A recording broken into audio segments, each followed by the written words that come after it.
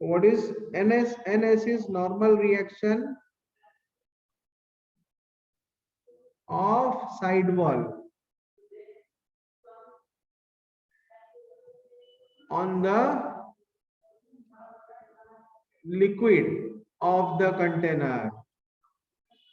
तो basically NS क्या है? साइड वॉल का नॉर्मल रिएक्शन है. कहा? किसके ऊपर? लिक्विड के ऊपर है, कंटेनर के लिक्विड के ऊपर है. तो इस केस में क्या आएगा कि मान लो लिक्विड का इक्विलिब्रियम अगर लें तो लिक्विड का वेट कहाँ पे लग रहा है? नीचे. लिक्विड का वेट लग रहा है नीचे, और ऊपर क्या क्या फोर्स लग रहा है लिक्विड के ऊपर? साइड वॉल का नॉर्मल रिएक्शन और normal reaction due to the base. So side wall normal reaction plus normal reaction due to base is equal to weight of the liquid, है ना. तो नॉर्मल रिएक्शन एट बेस क्या होगा? That is equal to weight of liquid minus side wall normal reaction force minus normal reaction force due to side walls minus normal reaction force due to side walls. अब find out कैसे करेंगे? तो एक में तो liquid के wait के बराबर है, एक में तो बेस का जो नॉर्मल रिएक्शन फोर्स है वो साइड वॉल का नॉर्मल रिएक्शन और वेट है ना, दोनों का समेशन है. तीसरे में क्या हो रहा है कि बेस का जो नॉर्मल रिएक्शन आ रहा है वो वेट ऑफ लिक्विड और normal reaction on side wall इनका डिफरेंस है. तो भाई normal reaction on side wall भी तो पता नहीं है ना, और वेट ऑफ द लिक्विड भी तो यहाँ पे अलग अलग है ना. तो इसको सॉल्व करने का तरीका क्या है? सॉल्व करने का तरीका है, हमें पता है कि प्रेशर जो है अगर हाइट सेम है ना, height pressure only varies with respect to depth from the surface. तो यहाँ पे बेस में प्रेशर कितना होगा? Rho g h. Second case में भी रो जी एच होगा, क्योंकि है ना सेकेंड जो कंटेनर है, सेकेंड कंटेनर थर्ड कंटेनर, यहाँ पे सबका हाइट सेम है कि नहीं. तो यहाँ पे भी बेस में प्रेशर कितना होगा? P is equal to rho g h. और ये जो तीसरा कंटेनर है उसके बेस में भी प्रेशर कितना होगा? P is equal to rho g h. तो तीनों के ऊपर जो प्रेशर आ रहा है यहाँ पे दैट इज इक्वल टू, तीनों के ऊपर जो प्रेशर आ रहा है ना, that is equal to rho g h. तो इस प्रेशर के वजह से फोर्स क्या होगा? नॉर्मल रिएक्शन फोर्स क्या होगा? Normal reaction force here in the first case is equal to pressure into area.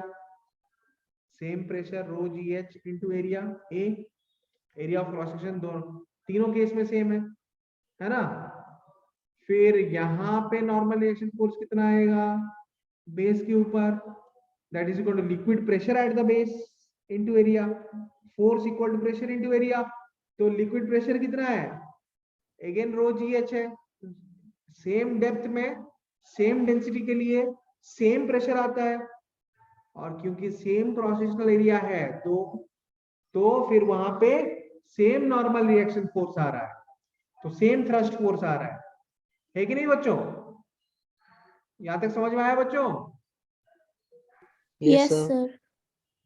तो थर्ड केस जो है उसमें भी तो वही होगा ना कि normal reaction eight the base is equal to pressure into area. Again pressure, again height at a depth h for the same density rho. Pressure is rho gh multiplied with area of cross section becomes the normal reaction force, and c is equal to rho gha. normal reaction force at the base कितना होगा? normal reaction force base पर rho g h into ए.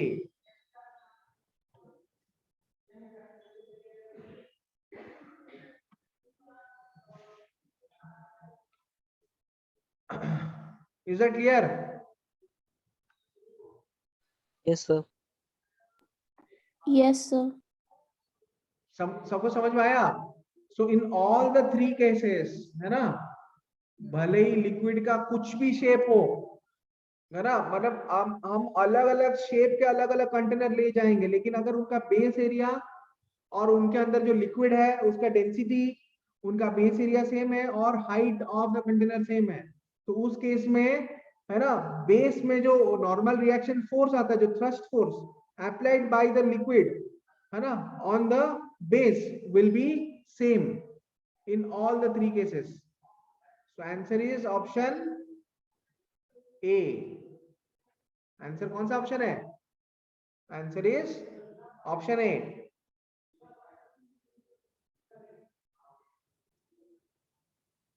बच्चों समझ में आया? Yes, sir. Is that clear students? Yes, sir. Yes, sir. तो अभी हम पढ़ेंगे पैस्कल्स लॉ. सबको इतना समझ में आ गया ना? प्रियांशु? Yes sir. सर हाँ. सर ये सिलेंडर में साइड वॉल से प्रेशर क्यों नहीं लग रहा है लिक्विड के ऊपर? अरे भाई सिलेंडर का जो साइड वाल का प्रेशर है वो तो हॉरिजॉन्टल होगा ना, उसका वर्टिकल के साथ क्या लेना देना. यहाँ पे क्या है ना, बाकी जगह पर जो साइड वॉल है उनका नॉर्मल रिएक्शन फोर्स कैसे लगेगा? परपेंडिकुलर टू द वॉल लगेगा. तो उसका एक कंपोनेंट हॉरिजॉन्टल आएगा जो हमें कंसीडर नहीं करना है, एक कंपोनेंट आ रहा है वर्टिकल. तो नेट वर्टिकल कंपोनेंट हो गया net normal reaction force vertical direction का, है ना. और जो जो ये जो मतलब सेकेंड वाला कंटेनर है उसमें normal reaction force side wall के ऊपर कैसे आ रहा है लिक्विड का?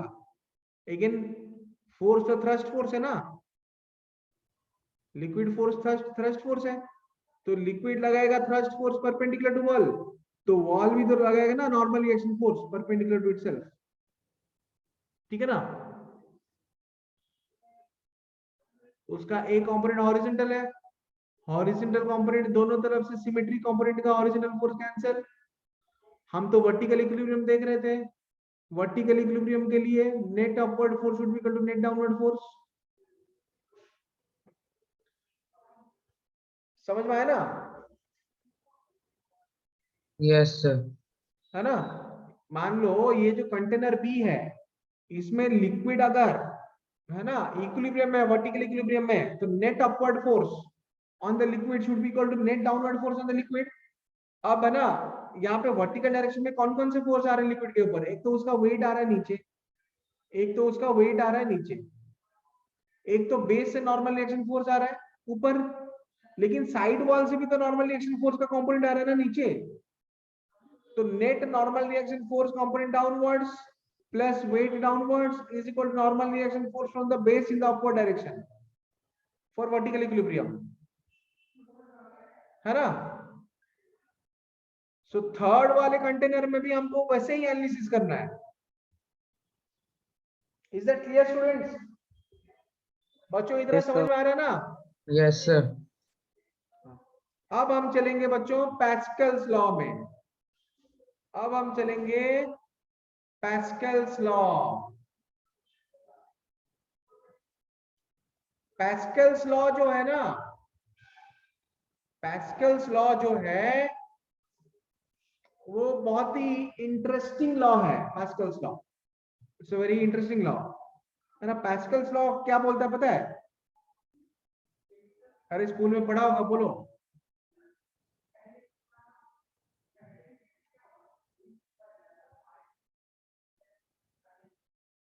Pressure applied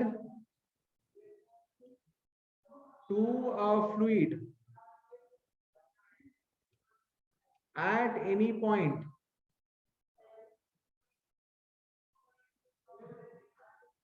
pressure applied to a fluid at any point, है ना.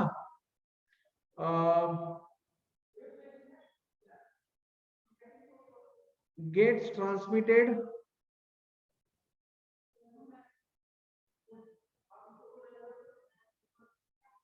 है ना uniformly and undiminished,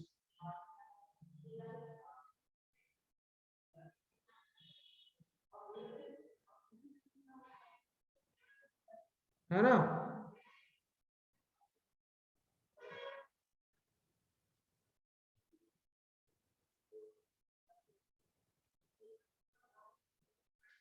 through out the liquid और थ्रू आउट द फ्लूइड, पता है ना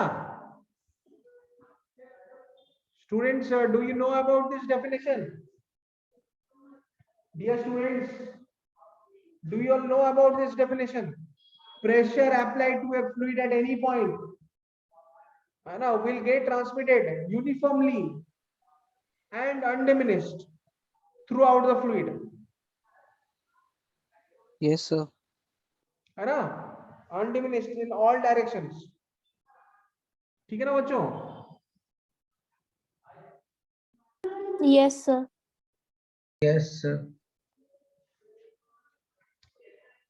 तो होगा क्या?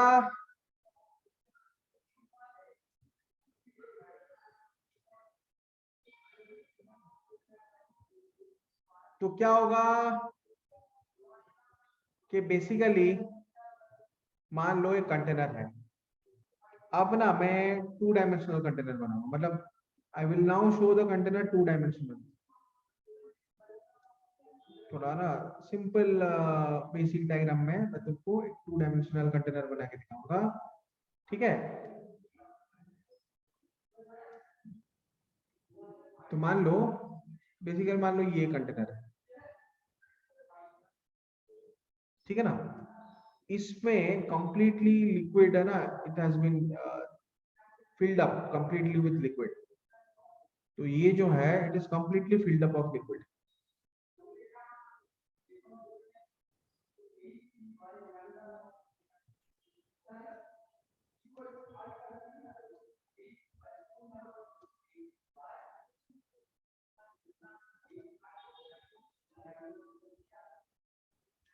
So it is filled up of liquid completely from top to bottom. ये पूरा ऊपर से नीचे तक है ना लिक्विड में भरा हुआ है, पूरा लिक्विड से भर दिया है हमने. So एक्चुअली क्या हो रहा है, मान लो पैस्कल्स लॉ का बोलना क्या है पता है ना, बोल रहा हूं मैं. पैस्कल्स लॉ एक्चुअली बोलता क्या है? पैस्कल्स लॉ बोलता है कि मान लो ये एक पॉइंट ए है, ठीक है ना, तो इसमें अगर कुछ एडिशनल प्रेशर हमने अप्लाई किया डेल्टा पी, तो that same pressure delta P will get transmitted in all directions undiminished. समझ में आ रहा है? समझ में आ रहा है बच्चों? Yes, sir. तो जितना डेल्टा पी प्रेशर यहाँ पे हमने ऐड किया, अगर ए पॉइंट में प्रेशर इंक्रीज हो गया या फिर चेंज हो गया बाय डेल्टा पी, तो हर पॉइंट पर ना प्रेशर उतना ही चेंज हो रहा है. तो हर पॉइंट पर उतना ही प्रेशर चेंज होगा. अगर एक पॉइंट में change in pressure delta P आ रहा है, the same change in pressure will get transmitted और विल अपीयर, है ना, at each and every point. अगर ए में डेल्टा पी इंक्रीज किया प्रेशर, तो हर पॉइंट पर डेल्टा पी इंक्रीज करेगा प्रेशर. अगर बी में ना, अगर ए में प्रेशर डिक्रीज किया बाय डेल्टा पी, तो हर पॉइंट में ना pressure will decrease by delta P. So pressure applied anywhere है ना will actually get transmitted uniformly, है ना, in an undiminished manner through out the fluid. समझ में आ रहा है बच्चों? Yes, sir. सबको Yes, समझ में आ रहा है ना? Yes, यार, sir. है ना, कैसे कैसे ऐसे हो रहा है, ये कैसे हो रहा है? अब तुम पूछ, अब कोई पूछ नहीं रहा है सर ये कैसा है, थोड़ा बोलिए तो. मान लो ए का जो हाइट है, ए का जो हाइट है ना, from the top H A है सरफेस से, और बी का जो डेप्थ है सरफेस बी से. सबको समझ में आ रहा है ना बच्चों? Am I teaching to everyone? Yes, sir. Or I am teaching to only one student? Sir. क्यों? Yes, sir. मैं यहाँ पे Yes, सबको sir. पढ़ा रहा हूँ Yes, ना. sir. Yes. Yes, sir. थोड़ा रिप्लाई तो मिलना चाहिए, है ना. तो मान लो बी जो पॉइंट है उसका हाइट है एच बी, और ए और बी के बीच में जो हाइट का डिफरेंस है let's say that is equal to h, है ना। So I can say that h B minus h A equal to h, so that is the height difference, है ना, difference of depth between A and B, A और B के बीच में, है ना, ए और बी के बीच में डेप्थ का डिफरेंस है वो, है ना, समझ में आ रहा है ना बच्चों। तो बेसिकली क्या हो रहा है कि इनिशियल प्रेशर मतलब बिफोर अप्लाइंग प्रेशर, है ना,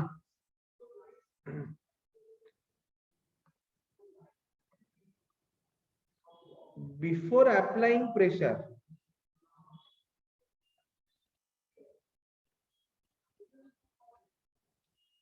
before applying pressure at before applying pressure at pressure delta p in the fluid, है ना, pressure at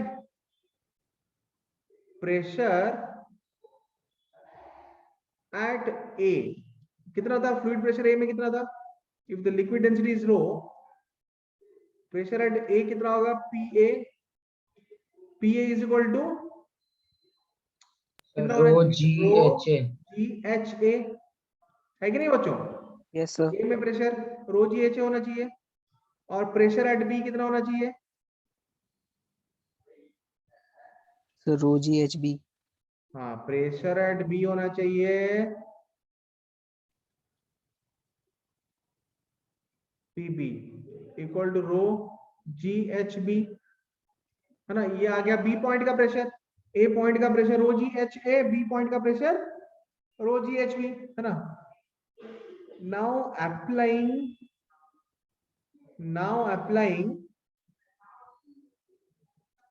है ना, डेल्टा P, है ना, at A, new pressure at A कितना होगा,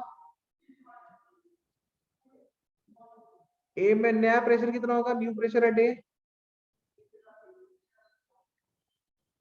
A में नया प्रेशर कितना होगा, new pressure at A, new pressure at A, है ना, is new pressure at A कितना होगा, new pressure at A is PA dash, मान लो PA डैश कितना होगा, ओल्ड प्रेशर था PA plus delta P, new pressure at A कितना होगा, PA plus delta P। Yes sir. Okay, Yes, sir. अच्छा, तो बेसिकली प्रेशर एट बी क्या है, ये जो प्रेशर एट बी है यहाँ पे, पिछले वाले केस में जो प्रेशर एट बी है rho g h B, can I say that pressure at B is equal to rho g, है ना, प्रेशर एट बी क्या होगा, rho g whole into h A plus h,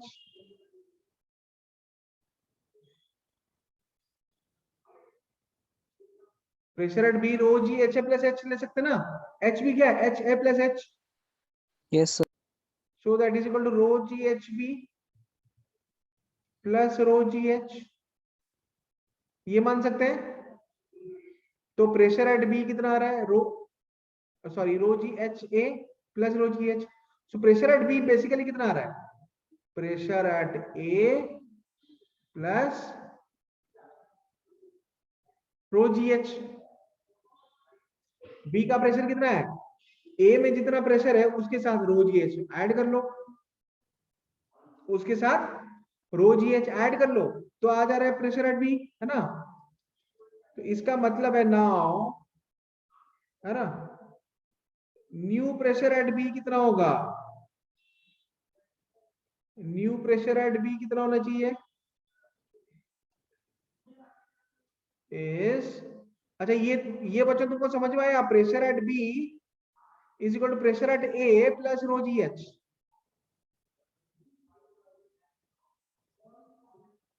yes ये sir. समझ में आया ना। Yes sir. Yes, sir. तो न्यू प्रेशर एट बी क्या होगा? PB dash is equal to new pressure at A plus rho g h. ये होना चाहिए ना, because Yes, old sir. Pressure at B is equal to old pressure at A plus rho g H. Height का difference उनके बीच में H है, तो है ना, न्यू प्रेशर एट बी क्या होगा? New pressure at A plus rho g h implies new pressure at B क्या होगा? न्यू प्रेशर एट ए क्या है? पी ए डैश क्या है? P A plus delta P plus rho g h. अच्छा, P A plus rho g h क्या है? Old pressure at B. P A plus rho g h क्या है? What is P A plus rho g h? Old pressure at B, that is equal Yes, to sir. PB. Yes. हाँ, तो हो गया ना, so that is equal to pb plus delta p implies new pressure at b कितना आ रहा है? Old pressure plus same change in pressure delta P. अब डेल्टा पी हमने कहां पे अप्लाई किया था? डेल्टा पी हमने कहां पे अप्लाई किया था? ए में अप्लाई किया। Yes, sir. तो ए का नया प्रेशर कितना चेंज हुआ? डेल्टा पी चेंज हुआ, P A plus delta P हो गया। तो बी में भी तो सेम चेंज इन प्रेशर आ रहा है ना, तो क्या बी पॉइंट में भी सेम प्रेशर चेंज आ रहा है? Yes, sir. प्रेशर चेंज हमने Yes, अप्लाई sir. कहां पे किया? ए में। लेकिन ए में प्रेशर चेंज अप्लाई करने के बाद क्या same change in pressure B में भी आया?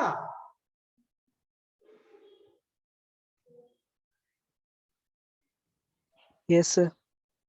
ठीक है ना? So this is Yes, sir. Pascal's law.